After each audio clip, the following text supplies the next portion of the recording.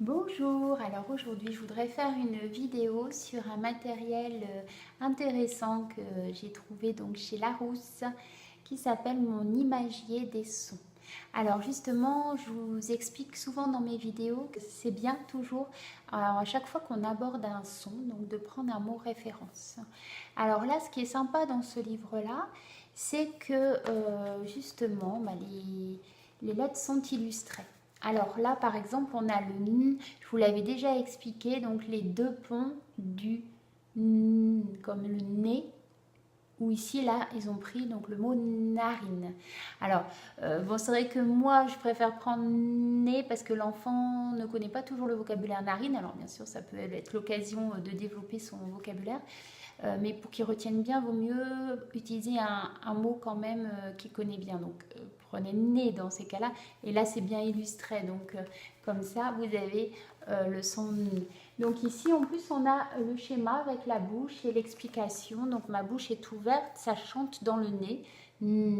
Donc la bouche elle est ouverte, c'est-à-dire que ce sont les lèvres qui sont ouvertes. Les dents sont bien serrées, ça c'est important de le dire, mais les lèvres, vous voyez, sont ouvertes. À la différence du vous vous souvenez, les lèvres sont fermées.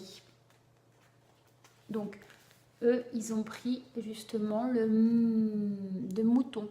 Donc vous voyez, on peut compter comme ça les jambes. Voilà. Et puis, j'ai trouvé aussi intéressant, c'était la différence entre les sons, donc les B et les D. On en avait déjà peut-être parlé aussi dans les vidéos. Donc là, le B de bébé. Voilà. Et donc, on a également la bouche, la forme de la bouche. Donc, la bouche qui est fermée. B, B, et ça vibre dans la gorge. Et alors avec le de, donc moi c'est vrai qu'habituellement je prends le de do, et là ça peut être rigolo de prendre le de derrière pour le clown, le derrière, bah oui c'est pas mal. Et donc là la bouche, on voit un peu les dents.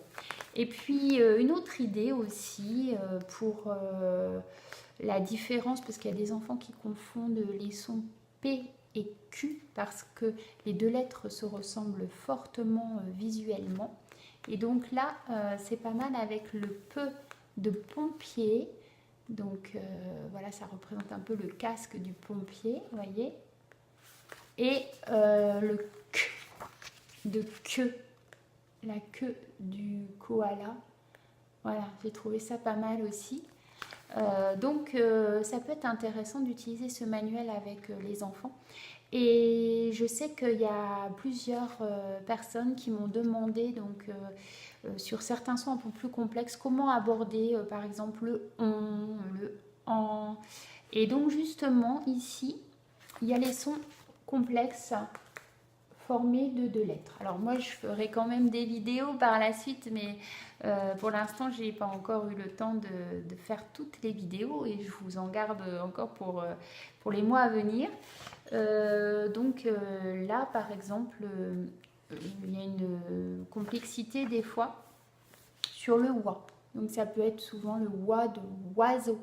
Donc avec un petit dessin comme ça, on arrive à mieux repérer. Il y a la bouche aussi, vous voyez, qui s'ouvre en wa, wa, vous voyez, qui s'ouvre en grand, comme peut-être le bec de l'oiseau qui va s'ouvrir. Donc on pourra retenir comme ça. Vous voyez le O de auto. Voilà, pourquoi pas. Là, l'exemple avec le E de baleine. Voilà. Celui-là, je l'aime bien parce que j'utilise aussi le on de pont. Donc on a le pont, en fait, on retrouve le dessin en fait avec le pont. On peut transformer les lettres comme ça facilement en pont. Et il y a des personnes qui m'ont demandé pour les graphies avec 3 lettres. Donc par exemple l'eau. Voilà. Peut-être voilà le 1 de peinture, oui, j'allais dire. Ça c'est souvent aussi. Je travaille aussi souvent avec ça. Donc donner toujours un mot référence.